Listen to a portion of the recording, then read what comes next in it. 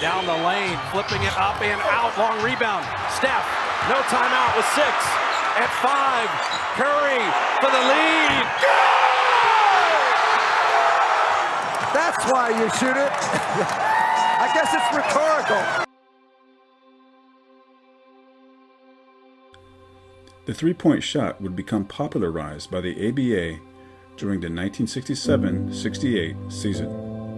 The idea was to give the smaller player a chance to score and open up the defense to make the game more enjoyable for the fans. During the 1970s, the ABA used the three-point shot along with the slam dunk as a marketing tool to compete with the NBA. The NBA itself didn't adopt the three-point rule until the 1979-80 season, as the league felt it was just another gimmick of the ABA. Chris Ford of the Boston Celtics is reported to have made the first three-point shot in NBA history on October 12, 1979, while Kevin Greavy of the Washington Bullets made one on the same day. The three-point shot grew in both effectiveness and frequency over the years. In the first year of its adoption into the NBA, in 1979 and 80, there was an average of 2.2 3-points per game with 6.6 attempts. But by the 2016-2017 season, there was an average of more than 27 attempts per game.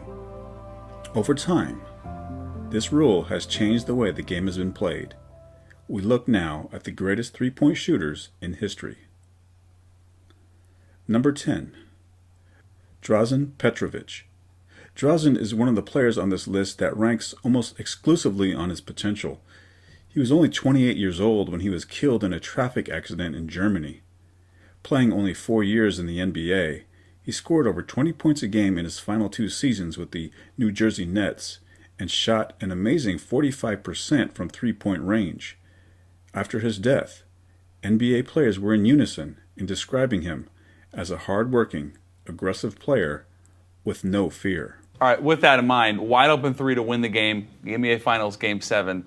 Anybody, not just today, including yourself, who are you picking? To knock down a three. Knock down a three to win the game. In no order. No order. No and order. It doesn't matter if they're retired. Larry Bird, Drazen Petrovic, Sure. Dale Ellis, obviously Steph, and present company excluded, Craig Hodges, Sure. Steve Kerr, Yeah. Some bowls. Well, Ray. Ray Allen, of course. Yeah. I don't know how I could fit him. Ray, definitely. Yeah. You know, I there's a couple of guys you left out. I'm wondering where does Michael rank on that? Because You said threes, right? yeah, but still. You said threes. How about Durant? How about Dirk? Yes, definitely Dirk. I would put KD in there. But I like those other guys a little bit better, but I like Dirk. Yeah. You mentioned Petrovic. I didn't expect you to say that. Not a lot of people knew Drazen. He was The hardest guy Yeah. and the most frustrating guy I ever had to go against. That was mostly when he was with Portland.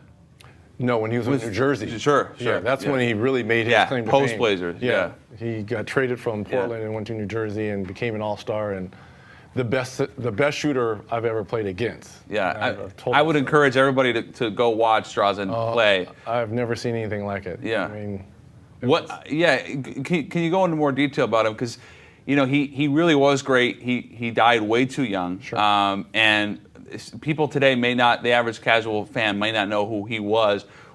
How was he different than some of the guys, the great shooters that you played against? people talk about Steph's release being so quick. Yeah.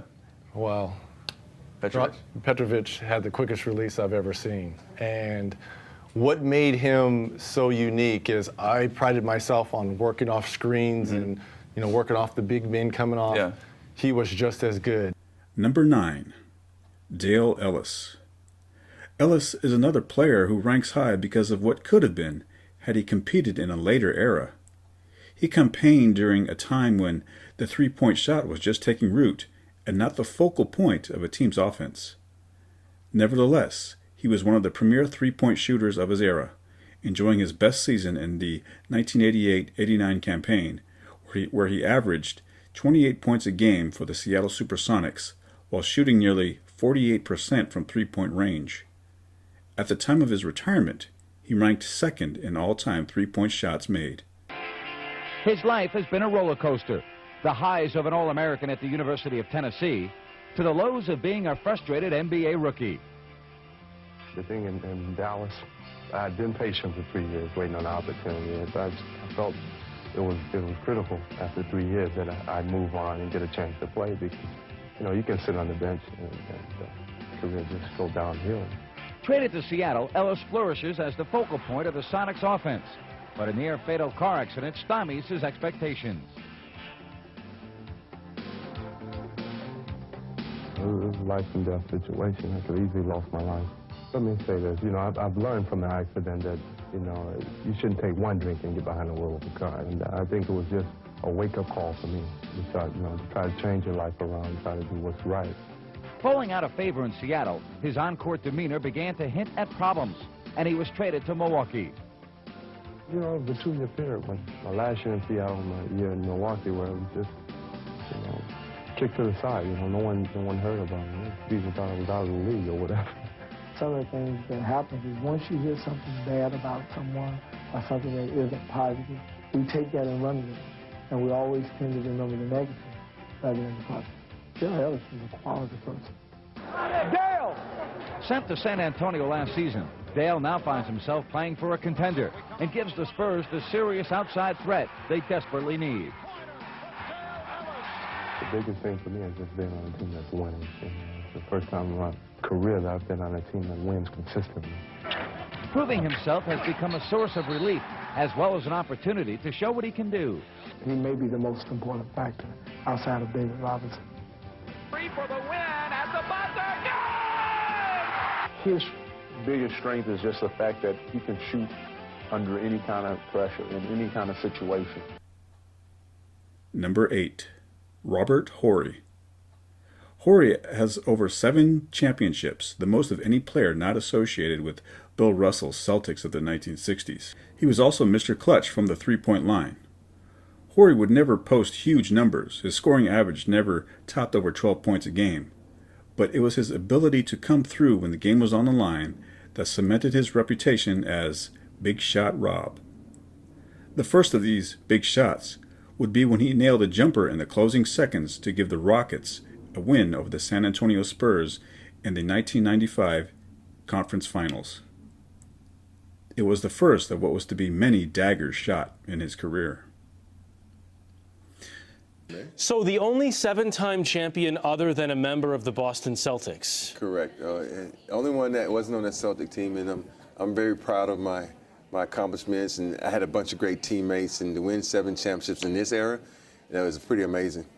Before we talk about some more of those victories, and the first 2 specifically, because that's what the documentary is about, I want to talk about the NBA Finals so far. We're tied up 1-1. What do you make of the series right now? You know, it's going to be one of those series where it's go back and forth. It's a chess match. You know, everybody likes to say that and compare because you look at the teams. You have a former MVP in LeBron James, a current MVP in Steph Curry. You know, how are these guys going to play? Everybody know what LeBron going to do. You know, he showed that going a triple-double in the last game, and Steph Curry didn't have a good game. So now what you have to fear is Steph Curry coming out angry, being upset, and coming out and shooting the thing like he's been doing in the first couple of series and shooting with over 40% from 3, which is ridiculous. But it's going to be a tough series, and I hope it goes 7 games because it's great basketball. Kyrie Irving is out.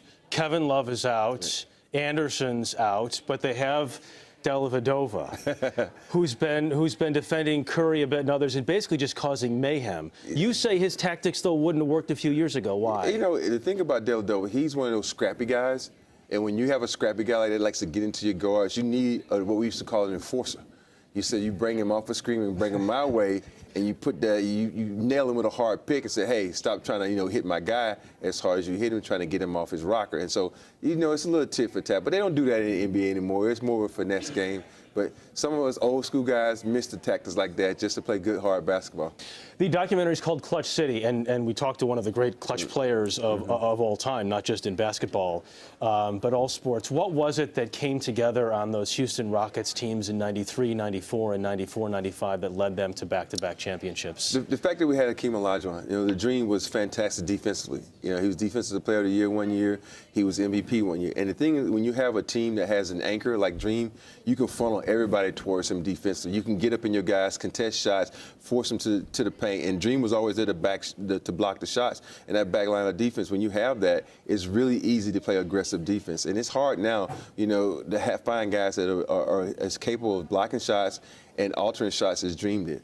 A well-rounded team, though, other than just Dream. It's Cedric, right? Yeah, we had yourself. We had a good rounded team. We had a lot of great defensive players. Vernon Maxwell, Kenny Smith, Sam Cassell, Mario Ellie. Our guys were really good, and we really had a great chemistry, not just on the court but off the court. We all used to go to dinner. I remember one time we would go to dinner and we would sit down and play, rock paper scissors to see who would pay for the dinner, because we just had a good relationship like that. And when you can be friends off the court, you play harder for each other on the court.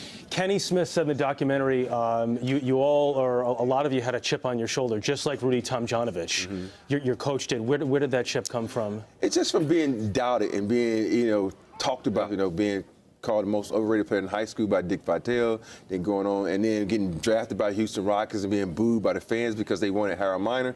It's so many things you use as motivation to push yourself on. And the other thing I had to motivate was I got traded halfway through the season of my second year to Detroit, but that trade fell through because Sean Elliott didn't pass his physical. Now, you just play mad. You just got to go out there and play mad and show people why you deserve to be in the NBA, why you deserve to be on the Houston Rockets, and why you deserve to be a champion. And for me, I just played with a chip on my shoulder, played hard, try to play for myself, not just for the team, but for myself. How many NBA championships does Harold Miner have? 0. So you guys all played with a chip on your shoulder in these 2 magical seasons, and you deal with this in the documentary as well. 2 seasons that Michael Jordan didn't play in full during. He missed one of the seasons when he went to play baseball, then came back halfway through the other season, and the Bulls were never sort of the same. This is dealt with in the documentary because that's one of the big questions in all of sports all time is how would the Bulls have done against the Rockets if they played in the finals those years? Yes, people always say, oh, it was an asterisk by those seasons. Like, BS, it ain't our fault he decided to go try another sport. And he did come back in that second season, but Orlando just had more energy and more youth and swept him. And that's why the Bulls had to go out and get Dennis Rodman, Tony Kukoc, and all these guys that make their team better because they knew they weren't going to go anywhere without adding pieces. And for us, we were a great team. We were a great defensive team. We played well together. And the trade we made in the 95 to get Clyde was exceptional because we started something. We started a trend. It's called small ball. It moved me to power forward and was able to stretch the defense, cause a little havoc. Once everybody saw that, now it became a trend in the NBA to have a stretch forward, so we can look back and say we were pioneers in this game. If Michael had never walked away in that 93-94 season and you had met them in the finals, do you think you would have won?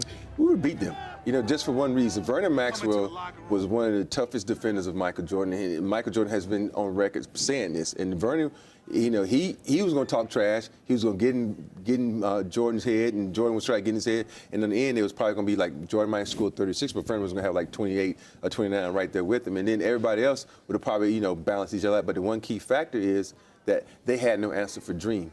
And Phil Jackson, playing for him and knowing him the way I do, is so arrogant that he would have never double-teamed Dream because his philosophy is one man can't beat us, and Dream would have just destroyed him. Talk about the clutch play, and you've made some of the great shots in NBA history. What is it about the makeup of someone that allows them to hit those shots at that moment? No fear. You have to have no fear, and you got to realize it's just a game. It's just a game. There's nothing detrimental on the line. It's just playing basketball, and you got to go out there and take that shot. A lot of guys worry about the outcome. You can't worry about the outcome. It's going to be 2 outcomes. You miss or you make. And you can't really fear that because at the end of the day, we all miss shots. And at the end of the day, we all make shots. You just got to have the ability to believe in yourself and the confidence to go out there and take the big shot.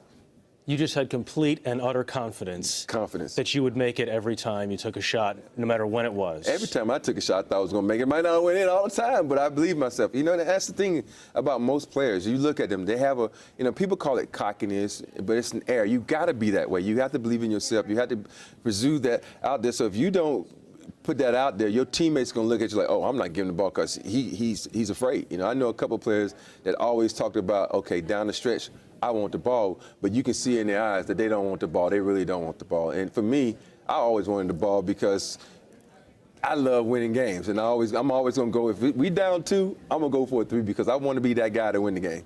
Number 7, Jamal Crawford. Crawford would play into his late 30s in the league, having stints with over 7 teams. He won the NBA Sixth Man of the Year award in 2010, 2014, and 2016, becoming the first player in history to win the award 3 times. He also holds the record for the most four-point plays made. He enjoyed his best year with the 2007-2008 New York Knicks when he averaged over 21 points a game and shot 36% from three-point range. Number 6. Paul Pierce. Pierce was nicknamed The Truth by Shaquille O'Neal and played over 19 years in the NBA, becoming an All-Star 10 times.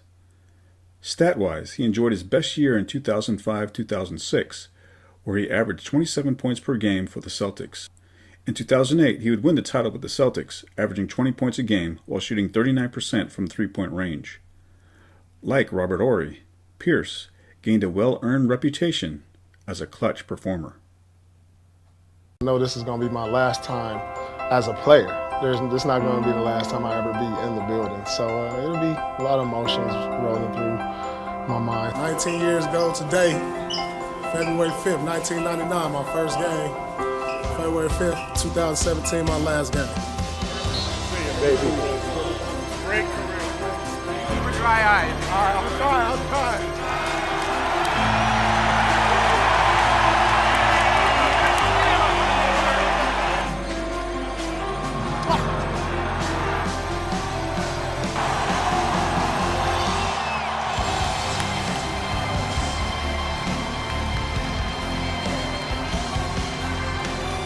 This is very nice for Paul. This is beautiful by the people of Boston. Yeah.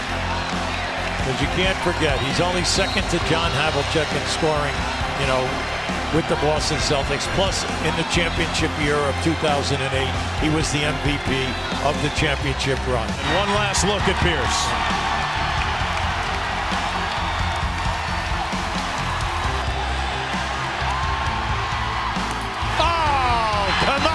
Appropriate ending for Paul Pierce. I'm soaking it all in. I mean, they just showered me with love today. I'm truly grateful to be able to play with the best fans in the world for 15 years, and man, they truly showed it tonight. And him making that shot that's just, I don't know what the heck that is. That only happens like here, or I don't know what that is. I don't know who could sit that long, and walk in on the floor and make a shot. For Paul, that was perfect. I just went out there and gave everything I could for an organization for 15 years, and wherever they placed me, so be it, but I know I gave my all. Number 5. Kyle Korver. One of the only true three-point specialists on this list, Carver has his critics in that the only thing he does is shoot the three-pointer. But he does this so well. He became an NBA All-Star in 2015 and currently holds the highest three-point percentage in a season with 54%. He would lead the league in scoring percentage 4 times and made the most 3 points in the 2004-2005 campaign. His accuracy has only seemed to get better with age. Number 4. Jason Terry. Nicknamed the Jet, Terry is one of the league's old men as he still plays even at the age of 40. He has been an elite shooter throughout his career, mostly with Dallas, with whom he won a championship in the 2010-2011 season. He is currently ranked number 3 for making the most three-pointers in NBA history. I wasn't even aware that I was on pace to set a record tonight, but again, all the glory goes to God. A couple of those shots, I didn't even see the rim. I was just letting it fly. And I know Dirk don't want to hear that, but he probably was open on a couple of them. But again, when you got it going like that and the ball is moving the way it was, it's hard for the defense to catch up. Number 3, Reggie Miller. Nicknamed the Nick Killer, Miller never saw a three-point shot he didn't like. He's one of the NBA's inspiring stories as he grew up with hip deformities and had to strengthen his legs before he can compete athletically. He would go on to star at UCLA in college and became the greatest Indiana Pacer in the history of the franchise. The Pacers would miss the playoffs only once during a 15-year span in which he was a player. He would retire as the all-time NBA leader in 3 points made, only to have his record broken a few years later by Ray Allen. Reggie Miller is one of the best pure shooters that I've ever played against. It's hard to guard him, coming off screens. You know, he could also put it on the floor and take it to the basket. That's what they don't talk about a lot. But his jump shot was one of the purest I've ever seen. Little unorthodox, it looked really funny, but he would make them. You don't ever want to leave him. He was a good athlete. And at 6'7", he had the length and the height to shoot right over most people. And it didn't take him long to get that shot off. You know, when you see a guy shoot the ball that quick with that much accuracy, I think of Reggie Miller. Well, anytime you have a great scorer that is an opposing scorer, your game plan defensively is around that guy. How do you slow him down? How do you stop him? And Reggie was no different than any other great player. You had a game plan, how you're going to slow him down, how you're going to stop him, how you keep the ball out of his hands by trying to deny him, but he'd move so well without the ball, it was hard to stop because he never stopped moving. He's one of the great adversaries that I ever had to coach against, and you know, I knew that when I was coaching against him that I had nothing but respect for him. But Reggie is absolutely one of the all-time greats. I mean, when you talk about his kind of game and how he played, there were only one or two other guys, you know, in the same circle. The next thing that he brought to the table, he loved the big moments. He loved the big games. He loved the playoffs or the big marquee matchups against his arch rival, whether it was Michael Jordan or somebody, or the Knicks. He got up. The bigger the game, the bigger Reggie Miller would perform and play, the better. And this guy was just unstoppable. Reggie was so clutch. You know, he wanted the ball in his hands, and he had a unique ability to draw fouls. So he's always able to keep the defense off balance because he was such a great free throw shooter. You don't want to get your hands caught and foul him, so he created space, and that's all he needed was a little space to get that shot off. And it seemed like he was a higher percentage shooter with the game on the line than he was actually probably during the middle of the game. And as an opposing player, I really didn't like him too much, and that's a compliment because out of respect, and he would get under your skin. But when I became his teammate, I loved playing with him. He was one of my favorite teammates of all time. Number 2, Ray Allen. Ray Allen is the current all-time leader in three-point field goals made. This is both the regular and postseason. In addition to basketball, he once starred in the Spike Lee film, He Got Game.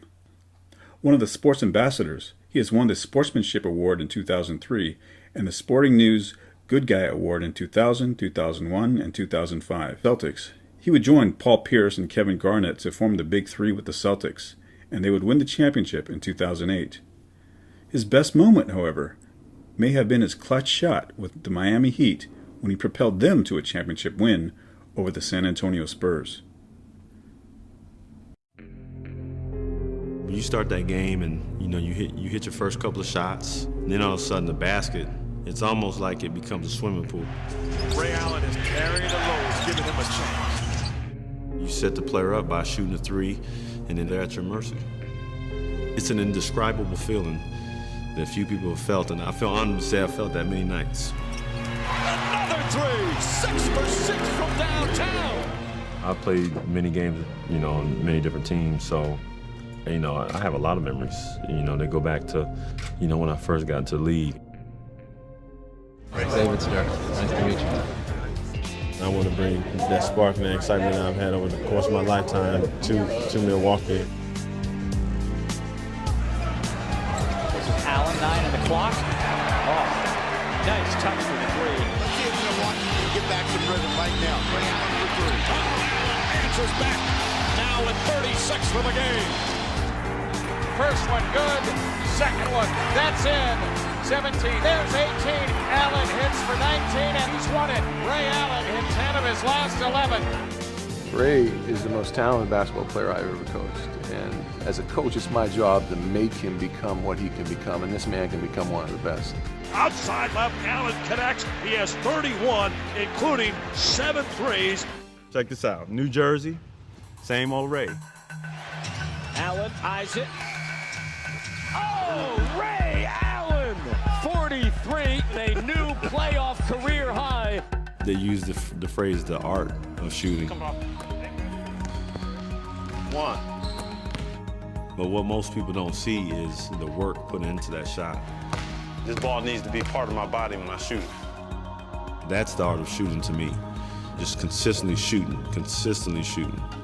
When the game comes, it's easy, it's second nature. Here's Allen for second all-time in the NBA in 3 points scored to Reggie Miller.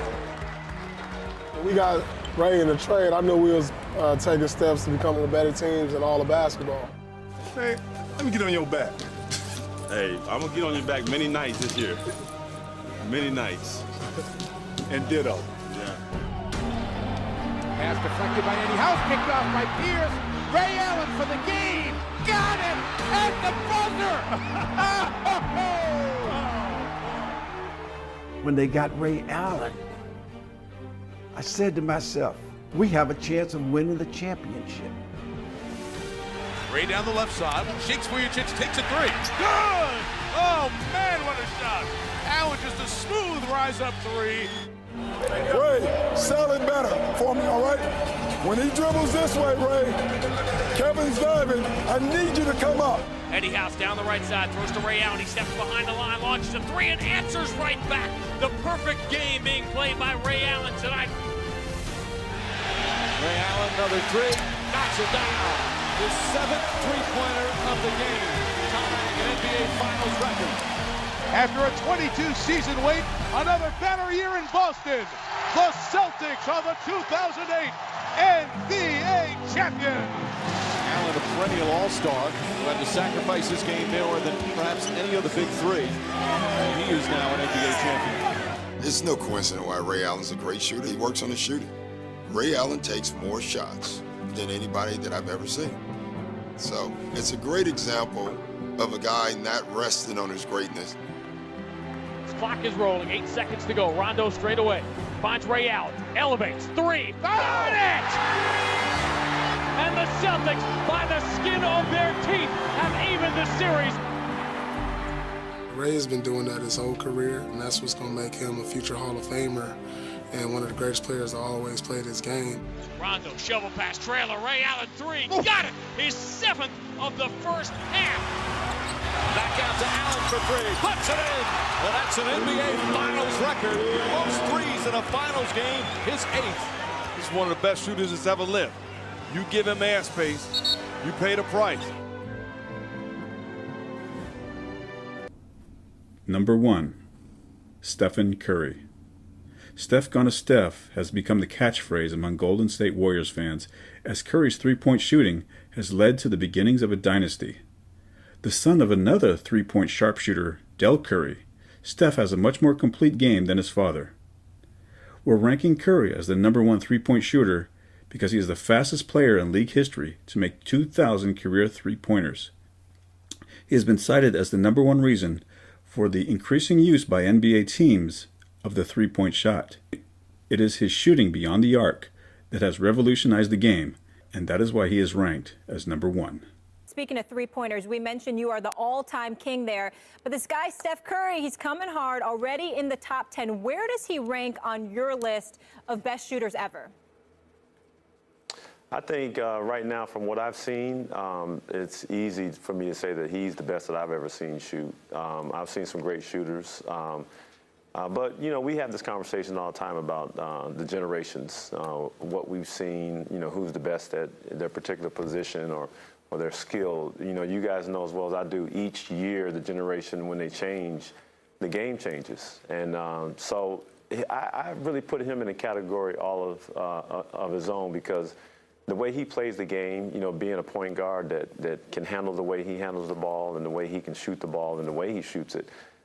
People always ask me, you know, how does he compare to me? I say, well, I would rather compare myself to Klay Thompson, you know, because he and I play similar, as well as Reggie Miller. You know, I kind of took cues watching him play, and I'm pretty sure Klay took those cues from Reggie and myself and a couple other different players. So, you know, we're kind of in that category, and I think right now people are watching Steph play. And so these young kids are now growing up, and he's setting the bar for those young kids at the point guard position.